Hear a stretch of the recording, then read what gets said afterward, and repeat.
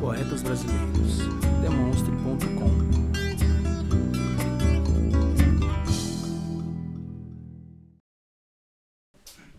Olá pessoal, meu nome é Mariane Ferreira e estamos aqui para mais um vídeo do Poetas Brasileiros. O entrevistado de hoje é Marcos Campos. Prazer, Marcos. Prazer, Mary. Então, Marcos, vamos conversar agora um pouquinho como foi seu início na literatura, como é que você começou a ler, como foi sua iniciação nesse mundo? Bem, comecei trabalhando numa livraria que vendia coleções de livros durante 3 anos. Como eu só trabalhava praticamente do dia 25 ao dia 5 do outro mês, eu tinha 20 dias para não fazer nada e comecei a ler livros. Li todas as coleções que estavam lá e me interessavam. Lembro que li 17 livros de Jorge Amado, um atrás do outro. Nossa, Depois li Machado de Assis e assim foi. que legal. E aí você também, depois você fez letras, né? Fiz letras e inicialmente contra a minha vontade. Não gostava do curso porque eu queria ganhar dinheiro e como professor eu não ia ganhar dinheiro. Mas depois aconteceu alguns lances que modificaram minha vida, como assistir o filme Sociedade dos Poetas Mortos e também ter conhecido a Semana de Arte Moderna de 22, no qual eu podia ser livre, fazer o que desejasse. Ah, que legal. E quando foi que você começou a escrever seus próprios poemas?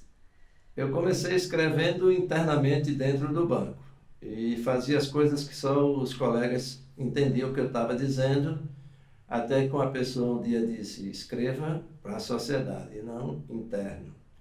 E depois outro colega do banco, já que eu mandava os textos para o jornal do sindicato, pediu para eu participar de um concurso. E como foi o primeiro poema foi Anjos Tortos, né? O primeiro poema foi Anjos Tortos, que tratava de um não que eu dei a um rapaz, a gente visitando Paris, ele queria ver o túmulo de Jim Morrison, e eu não sabia quem era Jim Morrison, e disse para ele que eu não ia perder meu tempo em Paris visitando cemitério, mas me arrependo de ter feito isso, porque à noite já comecei a conhecer Jim Morrison quando eu liguei a televisão. Olha só, né? E como foi esse processo de escrever um poema, né, colocar em palavras as coisas que você pensava, queria? Normalmente as coisas que eu ia conhecendo ficavam no meu interior, gravadas na memória, e eu não conseguia lembrar daquilo, aquilo sempre retornava. Foi assim com Salvador Dalí, foi assim com Goethe, foi assim com Frida Kahlo, que eram coisas que eram diferentes do meu mundo e que eu só consegui me livrar disso no dia que eu escrevi, quando eu botei para fora através de poesia.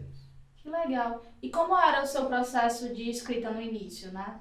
Desses primeiros poemas? Meu primeiro processo de escrever era fazendo paródias de músicas. Eu sempre fazia paródia de música para campanhas internas do banco e daí eu comecei a desenvolver a criatividade.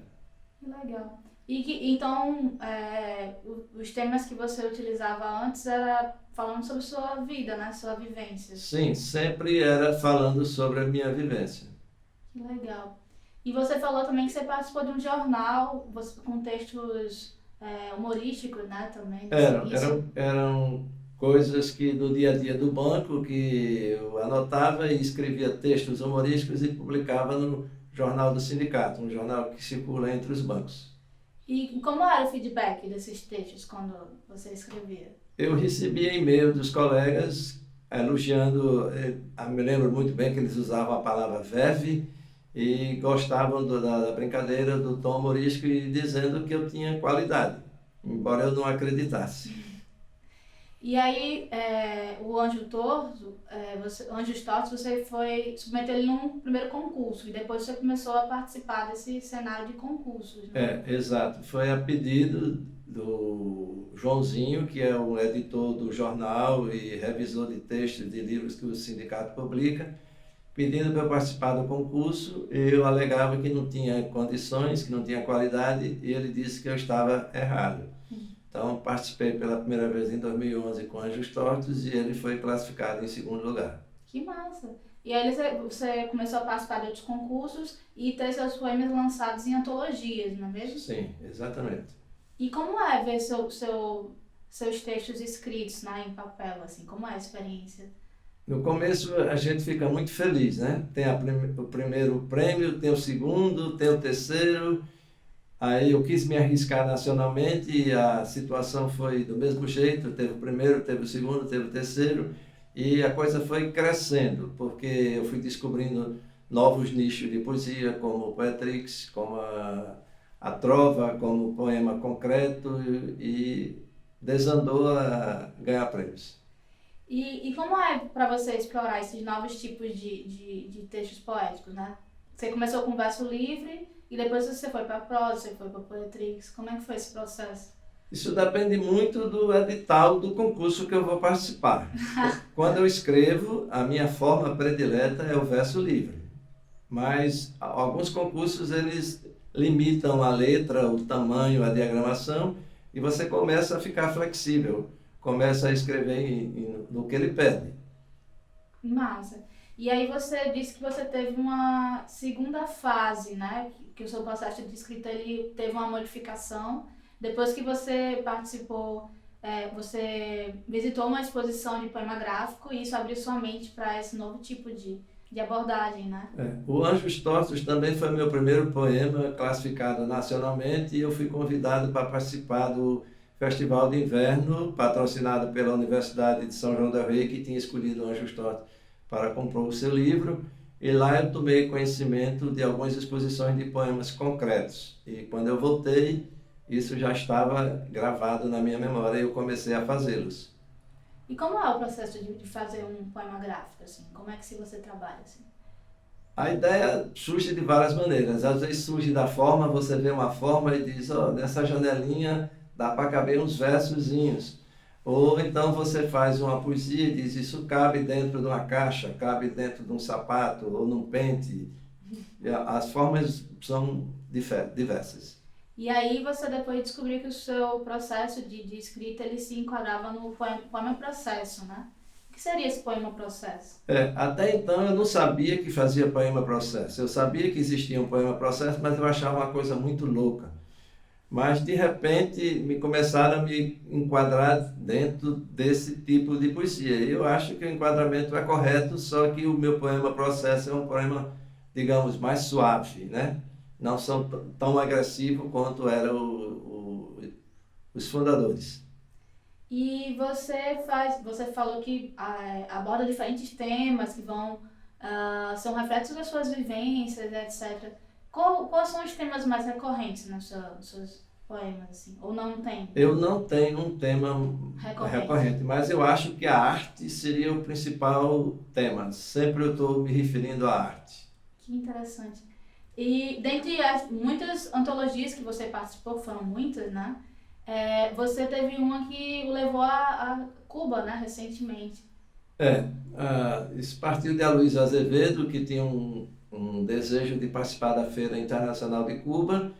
E, primeiramente, ele me convidou, e isso era em 2015. Aí eu pedi para ele deixar para a gente ir em 2016, porque eu ainda não tinha um livro solo. Então, Temer assumiu o governo de Cuba não se deu bem com o governo brasileiro, e o Brasil também se desinteressou de ir para a feira, mas nós do Rio Grande do Norte tínhamos um projeto.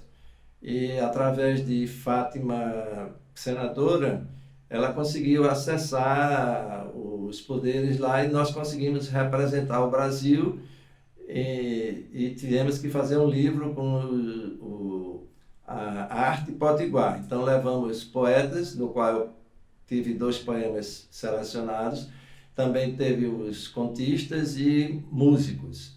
Então levamos 40 a 50 pessoas a Cuba para participar desse evento, que foi muito importante, porque divulgou a cultura potiguar em outros países. E esse aqui foi o livro que compilou esses poemas? Esse é o Terra Brasilis. Ele tem 2 edições, essa é a edição mais simples, porque ele tem capa dura também. Ah, que legal. E aqui os poemas estão em português e em espanhol. Massa. E você também tem um livro solo, né? Que é o Bêbado Sonhador. Eu tenho o Bêbado Sonhador, que foi publicado em 2016, e estou lançando agora, no segundo semestre, o Babel.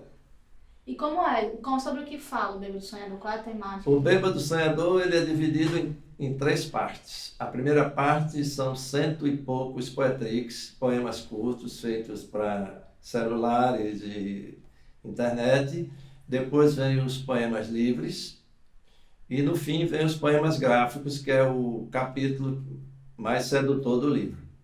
E o Bêbado Sonhador também é o título de um dos poemas que compõem o livro. O Bêbado Sonhador é o título leva o título do poema. O Bêbado Sonhador, que é um poema processo, mas também é um soneto que está enquadrado dentro de uma taça de vinho.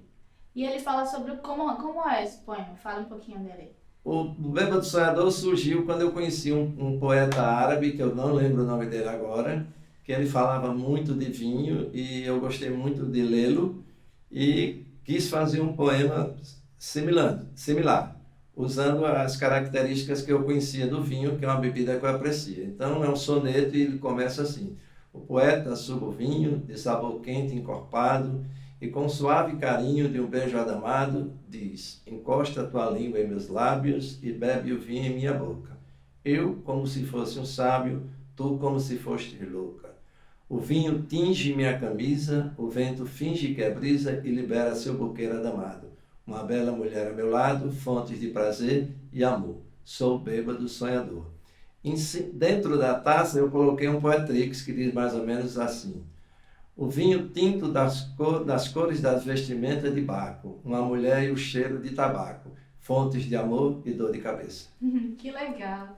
E você gosta muito de brincar com as palavras, Sim, né, Marcos? É minha característica brincar com as palavras. Então sempre você brinca com nome, personagens? Com nomes, personagens. E nesse livro tem um poema chamado Tem Sempre Alguém Infernando a Nossa Vida, que foi um cliente que falou a frase errada, porque não era infernando, era infernizando.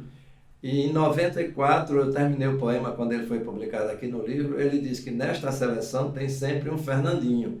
E o Fernandinho, agora contra a Bélgica, cometeu o mesmo erro que cometeu contra a Alemanha em 2014. Você lembra um trechinho desse poema? Lembro. Esse poema surgiu no fato de, na época, existirem vários políticos Fernandos. Tínhamos Fernando Cardoso no Brasil, Fernando Collor no Brasil, Fernando Lugo no Paraguai e Fernando de la Rúa na Argentina. E o cliente disse que tinha sempre alguém infernando a nossa vida e eu disse que era infernizando. Os versos começam o encadeamento pelo presidente da Argentina, que era o Fernando de la Rúa, que ele tinha um ministro chamado Cavalo, ministro da Economia. Então eu começo assim: não importa se é Collor ou de la Rúa, tem sempre alguém infernando a nossa vida. Fernando, o argentino, que não é grego, mas cretino, fez uma tramóia, trouxe um cavalo de Troia e jogou o povo de la Rúa. Não importa se é Cardoso ou Collor, tem sempre alguém infernando a nossa vida. Fernando, o moderno, Logan, Armani, o terno, fez com Zélia uma lambança, confiscou do povo a poupança e disse: não me deixem só. Não importa se é Cardoso ou Beira-Mar, tem sempre alguém infernando a nossa vida. Fernando, o sociólogo, ex-prólogo da maconha, fez um plano real, conseguiu o equilíbrio fiscal e disse: para combater o apagão, temos que acender bituca. E esse poema continua, hoje ele está com 7 Fernandos e a qualquer momento pode se transformar em 8 e 9, porque o poema também é vivo. E como é esse poema vivo? O que seria o poema vivo? É o que você está sempre mudando. Por exemplo, eu fiz um poema recentemente, um soneto, que é para uma menina chamada Clara, que eu comecei o soneto dizendo: esse anjo não sei o quê, esse anjo torto que me alegra e me agrada. E depois eu vi que a rima não estava perfeita e ele já mudou. Ele agora já está: esse anjo que me alegra e me azara. Que legal. E além dos livros, do livro da antologia das antologias que você participou, você também às vezes fazia alguns materiais quando lança, né? Esses canecas são bem interessantes. Como é que você pensou nessa ideia? Bem, essa ideia surgiu quando eu visitei um stand do lançamento do Senhores dos Anéis, que eles fazem de tudo: livro, borracha, camiseta. Eu disse: eu posso fazer a mesma coisa. Como eu também fiz administração e paguei meu diploma em administração e marketing, eu saquei a ideia e quando fiz o livro, Eu fiz caneca, fiz camisetas com os poemas gráficos e foram bem aceitos. Não, eles são bem interessantes, realmente. É. Então, para fechar, qual conselho você daria para os poetas que estão começando agora? Ousarem e não serem monotemáticos. Ousarem. Ousarem, colocar o que sentem para fora da maneira que quiserem, mas sem ter preso a nenhum padrão. Que legal, pois eu quero agradecer a sua participação aqui, Marcos. Muito feliz que você tenha vindo aqui no programa. Para vocês que querem ver mais, quer conhecer o trabalho do Marcos, quer ver mais textos poéticos, continue acompanhando o canal. Muito obrigado, Marcos, pela Obrigado presença aqui. também, foi um prazer estar aqui. É sempre importante divulgar a poesia. Tchau, tchau. Tchau.